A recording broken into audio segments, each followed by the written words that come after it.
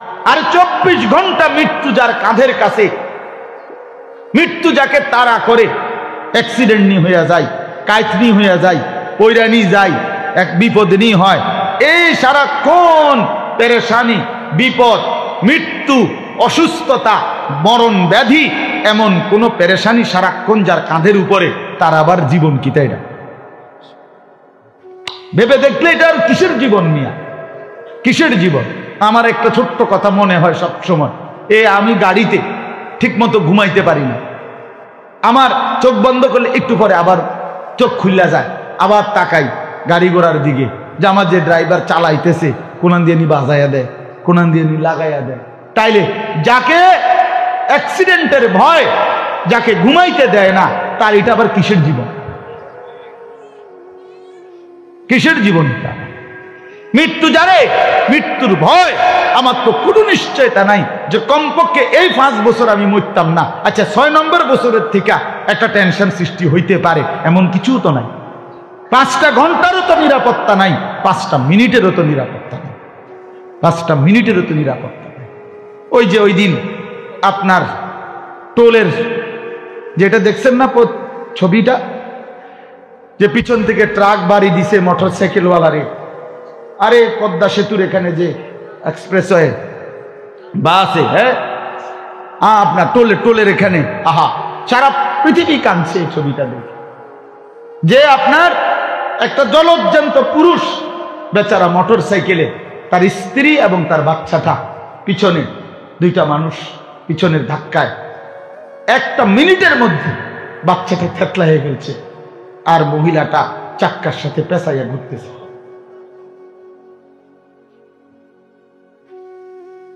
তাহলে কি হায়াতের কি বেচারা টোল দিতে দাঁড়াইছে, এই জিন্দেগির কি অর্থ আছে? যে জীবন প্রতি মিনিটে মৃত্যুকে তাড়া করে ফিরে, সেখানে এটা হায়াত কি? আর তো আখেরাতই হলো হায়াত। কেন? প্রশ্ন হলো কেন আখেরাত? কেন জীবন?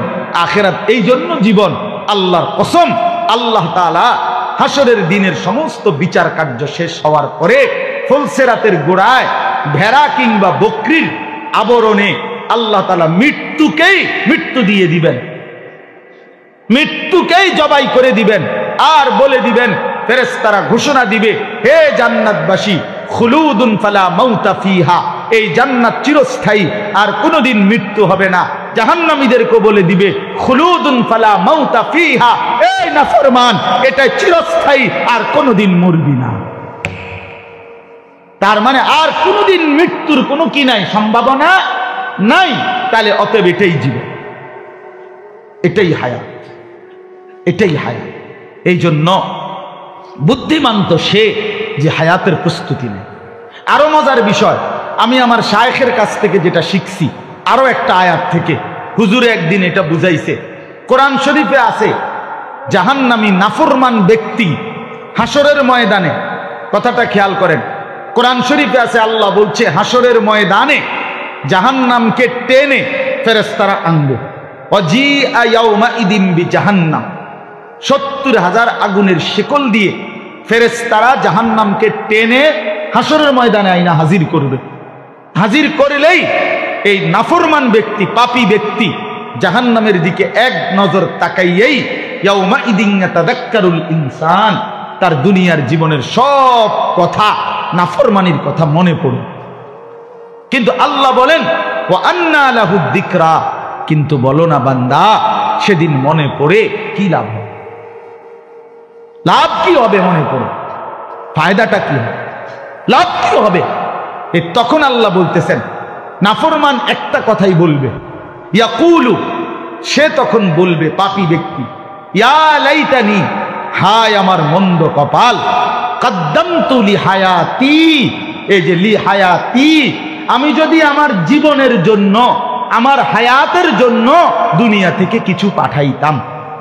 তাহলে এই হায়াতি বলতে কোন জায়গা বুঝাইছে?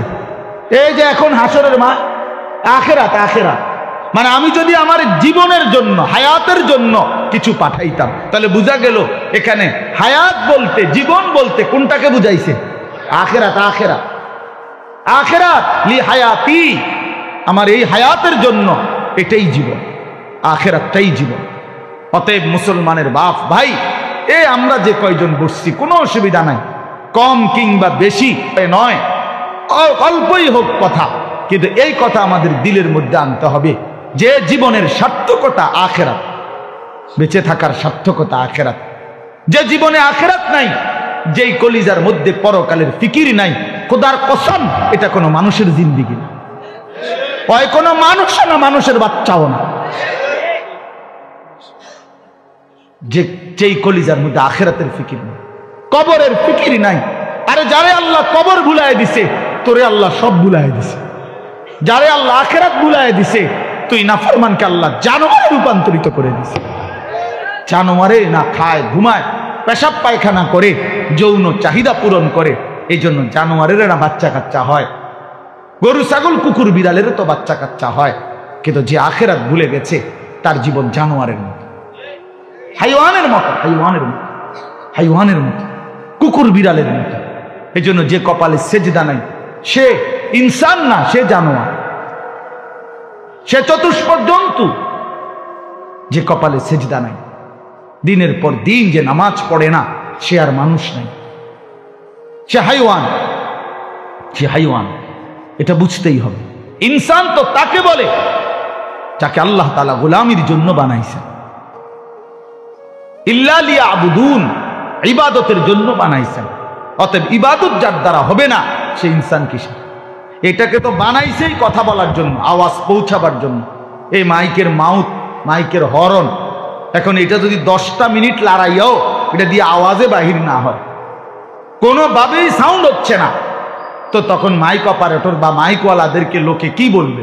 তোর এটা মাইকও না, মাইকের জাতও না, ফিসা দিয়ে ফিট তোর পোহালে কিতা দিস বলবে কি না? বলে যে এটা মাইকও না, মাইকের জাতও না, কারণ যে উদ্দেশ্যে বানাইছে সেই উদ্দেশ্য তো হচ্ছে না। ঠিক আল্লাহ তাআলা মানুষকে তো বানাইছেন ইবাদতের জন্য, নামাজের জন্য, সেজদার জন্য, আল্লাহর গোলামির জন্য। অতএব যার দ্বারা নামাজ হচ্ছে না, যার দ্বারা সেজদা নাই, যার দ্বারা আল্লাহর গোলামি নাই, তুই মানুষও না, মানুষের জাতও না বেটা, তুই মানুষও না, মানুষের জাতও না বেটা, হাইওয়ান বেটা। এবার আসেন, আমি শুধু কইলে তো আপনি রাগ হইবেন যে হুজুর আপনি মাইক পাইয়া আমারে কইলেন এভাবে না। এবার কোরআন বলে কিনা আপনি দেখেন, তাইলে তো টের পাইবেন।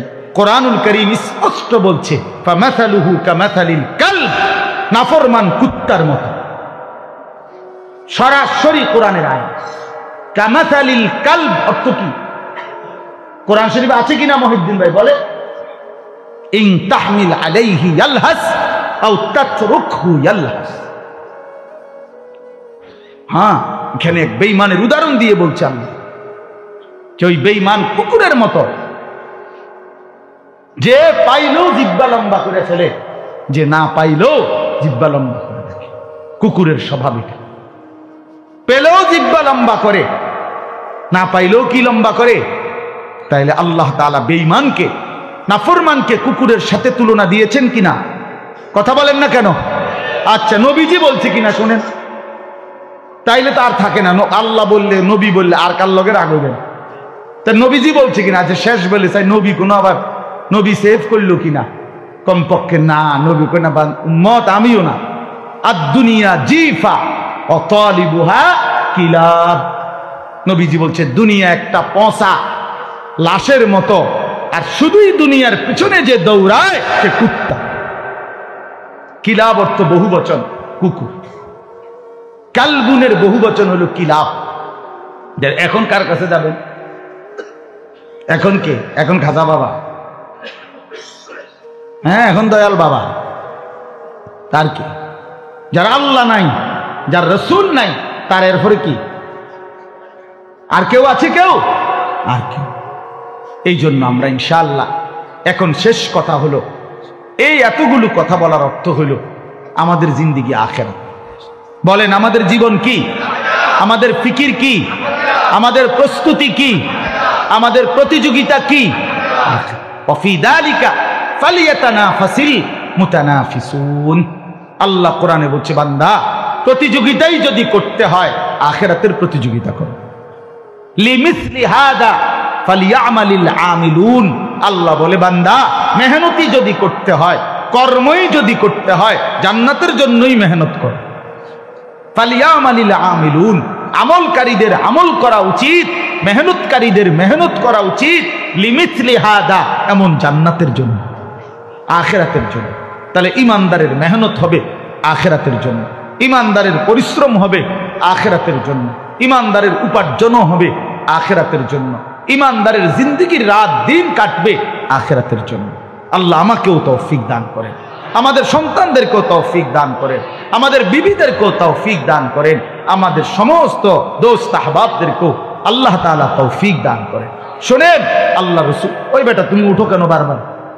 এমনি শুধু দুই পাও ছড়াইয়া বসো, এমনি বসো, এমনি এমনি আসন ধরে বসো বেটা, এই তোমার যেমনি সুবিধা এমনি বসো, সমস্যা কি? আল্লাহ নবী সাল্লাল্লাহু আলাইহি সাল্লাম বলেন ইদা আইকাদার রাজুলু আহলাহু, এই দেখেন তাহলে সহজেই বুঝবেন। আল্লাহ নবী বলেন যদি কেউ তার পরিবারের সদস্যদেরকে ফজরের নামাজের জন্য জাগিয়ে দেয়, ওয়াসাল্লা বিহিম জামিআন, এবং সকলকে নিয়ে নামাজ আদায় করে, মহিলারা মহিলা ঘরে, পুরুষ জামাতে আদায় করে। কোন নামাজ? কোন নামাজ? জোহরের পরে যেটা পড়ে, হ্যাঁ আগে সকালবেলা ভোরে।